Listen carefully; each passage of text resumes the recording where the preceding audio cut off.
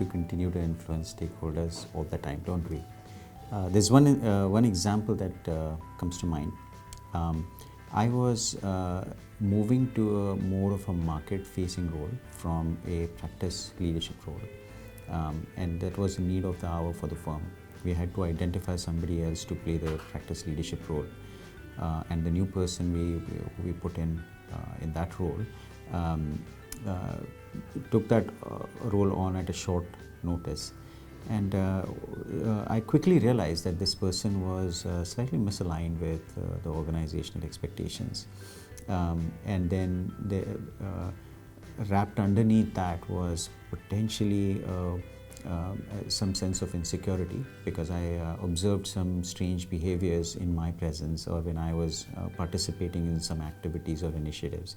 And sometimes even he would resist some of the initiatives that I would propose, so I had to actually dig a little deeper. And I did a few things. One is try to put myself in his shoes and try to understand under what circumstances would I behave like that.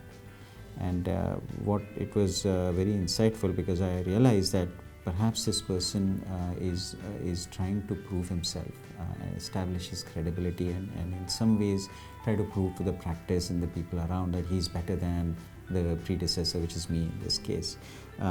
And so I had to actually figure out ways to make him feel comfortable and satisfy that urge. Right? And so I had to remove myself from some situations like activities or projects or undertakings that we were working on, and let him have the floor, so to speak, so that he felt like he was being recognized.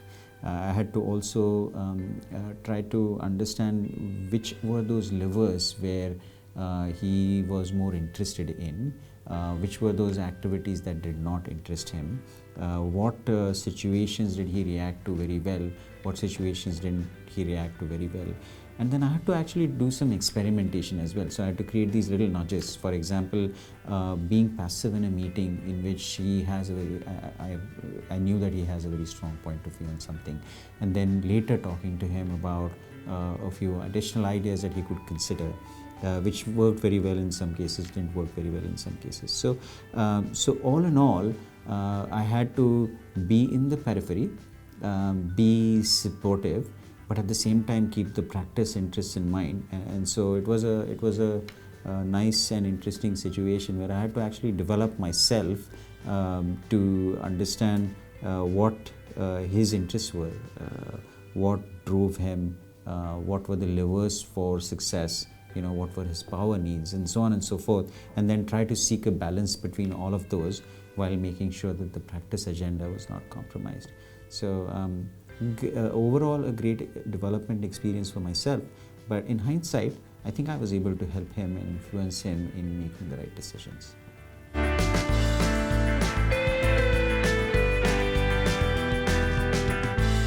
I wanted to share my own experience. I'm eternally grateful to a colleague of mine, my boss at that time, when I was a young manager 18 years ago.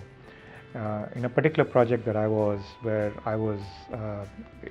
skills needed for that project, I had yet not built it. I was doing that project for the first time. And how he coached me through it, and I grew in that project. That was a defining project in my professional life.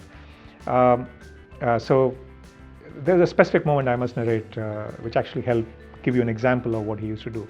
So there's a part of project where we were working on the delivery to our client, and we really didn't understand, had we really understood and given the right solution.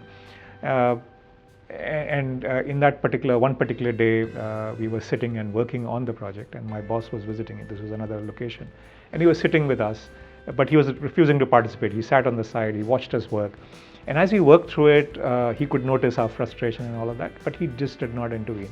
I was hoping he would, because then he would solve it. He didn't. 9 o'clock we wound up because it was getting very late. He said, "Come, let's go out for dinner." We went out for dinner, and he asked me, "How do you feel?" And I said, "I'm extremely frustrated. I wish you had jumped in, because I don't think they are going in a direction." And then next, what he did was fascinating. Instead of telling me what to do, he was just asking me some really good questions, saying, "Did you think about this? What was going through your mind when you thought of this? What was the need of the client, etc., etc. And then what happened after that was I realized that I hadn't really thought through some of these areas. So next day I worked on it. To just tell you, long story short, we did a fabulous job on that.